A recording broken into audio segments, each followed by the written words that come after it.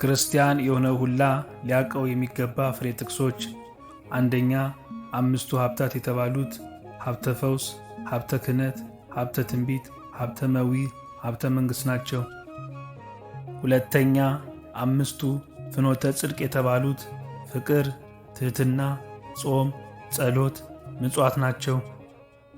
ሦስተኛ፣ አምስቱ አቅብተ ሲኦል የተባሉት ጣዖት ማምለክ፣ አፍቅሮ ንዋይ፣ ተጣልቶ አለመታረቅ፣ ሰው መግደል፣ እናትና አባትን አለማክበር ናቸው። አራተኛ፣ አምስቱ ፍኖተ ኃጢአት የተባሉት ትዕቢት፣ ስስት፣ ምቀኝነት፣ ስርቆት፣ ዝሙት ናቸው።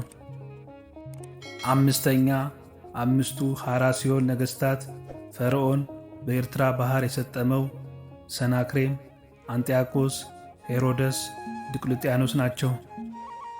ስድስተኛ፣ አምስቱ ሕሩያነ ነገሥታት የተባሉት ሕዝቅያስ፣ ኢዮስያስ፣ ዳዊት፣ ሰለሞን፣ ንግሥተ ሳባ ወይም አዜብ ወይም ማክዳ ናቸው።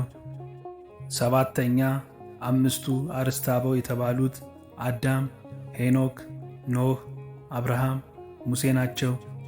ምንጭ የኢትዮጵያ ተወላጆች ቅዱሳን ታሪክ በሊቀ ብርሃናት መርቆሬዎስ አረጋ።